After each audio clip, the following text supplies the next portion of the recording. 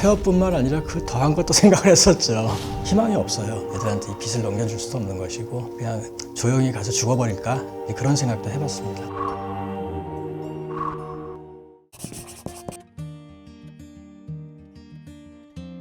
안녕하세요. 은평구에 거주하고 있고 60대이고 소규모 학원을 운영하고 있는 자영업자입니다. 총 채무액은 1억 3,600만 원 정도 되고요. 탕감률은 88% 정도, 40만 원씩 44개월 변제하기로 했습니다. 농협은행, 하나은행, 우리은행, 우리카드 카드론이 있고요. 소상공인대출을 5번 받았어요. 신용보증재단에서 보증해 주는 거 그것도 받았고 합해가지고 한 1억 정도 될 겁니다. 400만 원 정도를 매월 지출해야 되는 그런 상황이었습니다. 월소득이 165만 원 정도로 인정을 받으신 걸로 알고 있어요. 네. 최저임금에 어찌 보면 못 미치는 수준인데 어떻게 이 금액이 결정이 된 건지. 법무법인에서 이제 해줬기 때문에 정확히는 모르겠는데 노령연금 받는 게 있거든요. 그거 합해가지고 그렇게 나온 것 같습니다. 평소에도 2, 3천 정도는 이제 빚이 좀 있긴 했었는데 이제 주된 원인은 이제 코로나였습니다. 코로나가 발생하고 한 4개월 정도를 수업을 하지 못할 때가 있었고 그 이후에 이제 거리두기라고 해가지고 사람 간 간격을 2m씩 띄우게 돼 있어요. 그러면은 한 교실에 몇 사람이 못 들어오죠. 그래서 매출이 감소를 많이 했고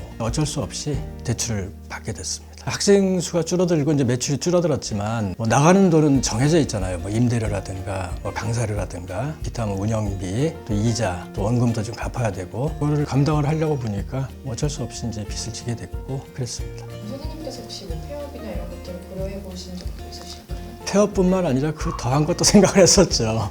왜냐하면 빚이 자꾸 늘어나니까 그게 감당이 되질 않고 또 희망이 보이면 괜찮은데 희망이 없어요. 코로나가 거의 다 끝나갈 때가 되니까 뭔가 좀 희망이 보여야 되는데 그것도 보이지 않았어요. 그러니까 매출이 올라와야지 상환을 하는데 매출이 없으니까 상환을 할 수가 없고 또 가면 갈수록 상황은 더 악화되고 험악해지고 그때 마음이 좀 어떠셨고 과정을 조금 더 자세히 들을 수 있을까요?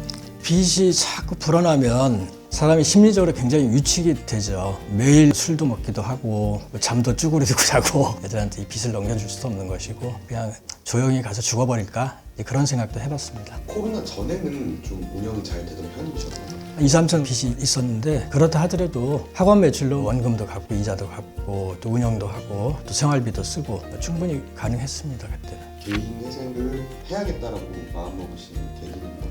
처음에 몇 천만 원 있을 때는 잘하면 갚을 수 있겠다 이런 생각이 들었는데 1억이 넘어가니까 그때부터는 도저히 내 힘으로는 내 능력으로는 감당이 안 되겠다 이런 생각이 들어가지고 나 혼자서 해결할 방법이 없고 그래서 친구들에게 여기저기 이야기해봤지만은 요즘 그렇잖아요. 부모 자식 간에도 돈 10원도 안 빌려주는데 근데 한 친구가 마침 이제 자기도 기업에서 이제 화해 신청을 해서 자기는 끝냈다라고 하더라고요. 그러면서 이제 개인 회생을 한번 해봐라 권유를 해가지고 했습니다. 근데 제 친구들이 변호사들이 꽤 많이 있어요. 거기 가서 말하기는 솔직히 좀 자존심도 상하고 또 쪽팔리고 또 하나는 기왕에 일을 맡길 거면 전문가한테 맡기는 게 좋겠다 싶어서 도산 전문 변호사 지름길을 선택했습니다. 그 당시에 내가 결정을 한 거를 잘했다라고 생각하고 있습니다. 대시결정 전까지 가장 뭔가 힘드셨거나 불안하셨던 게 좀 있으실까요? 개인회생 신청을 하고 나니까 이제 이것도 궁금한 게 많이 생겨요. 한 단계 한 단계 넘어갈 때마다 굉장히 복잡하더라고요. 그래서 인터넷 검색을 엄청 많이 했어요. 그런데 검색을 하면 할수록 된다는 쪽 이야기보다도 잘못하면 폐지된다는 것들이 너무 많아요. 더 불안해져요. 차라리 모르고 넘어가는 게 좋아요.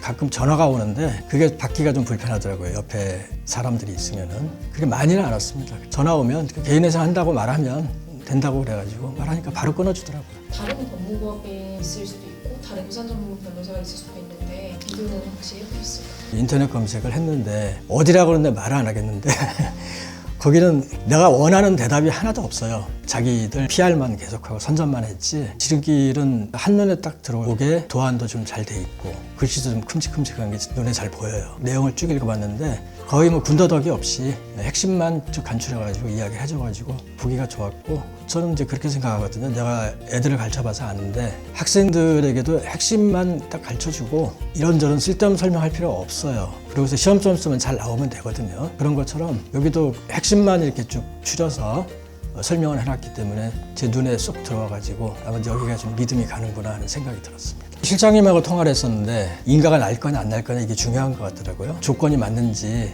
이걸 몇 가지 물어보더라고요. 쓸데없는 질문 안 하고 또 자기 PR 너무 많이 안 해서 제 마음에 들었습니다. 여기도 뭐 굉장히 바쁘잖아요. 사무실이. 근데도 뭐 어떤 경우는 밤 9시에 전화해도 받아가지고 친절하게 진짜 싫은 소리 한마디 않고 해줘서 좀 너무 고맙더라고요. 마음에 들었습니다.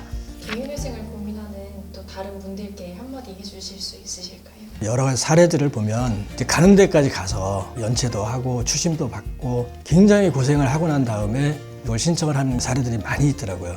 앞으로도 희망이 보이지 않는다면 하루빨리 결정을 해서 이 빚의 고통에서 해방되는 것이 좋겠다고 생각하고, 특히 이제 우리 나이 또래 사람들은 자존심이 엄청 강해요. 왜냐하면 과거에 그 경기가 좋을 때 다들 잘 살았고 또 자기 직업도 튼튼한 사람들이 많이 있었기 때문에, 그런데 그 사람들 고민들만 하고 있고 잘 표현을 안 합니다. 그것보다는 뭐 친구가 됐든 누가 됐든 가서 자기가 고민이 있으면은 뭐 털어놓고 이야기하고, 솔직히 저는 인가결정까지 받고 난 다음에 확정 날짜가 이제 며칠 남았는데 그거 지나고 나면 진짜 날아갈 것 같아요. 끝나면 하고 싶은 게 있으실까요? 이제 제 나이가 있으니까 노후를 좀 편안하게 지내고 싶습니다. 오늘 영상 도움이 되셨다면 구독 버튼 한 번씩 눌러주시고요. 그리고 이쪽에는 추천 영상도 기다리고 있으니까 시청해주시면 감사드리겠습니다. 안녕!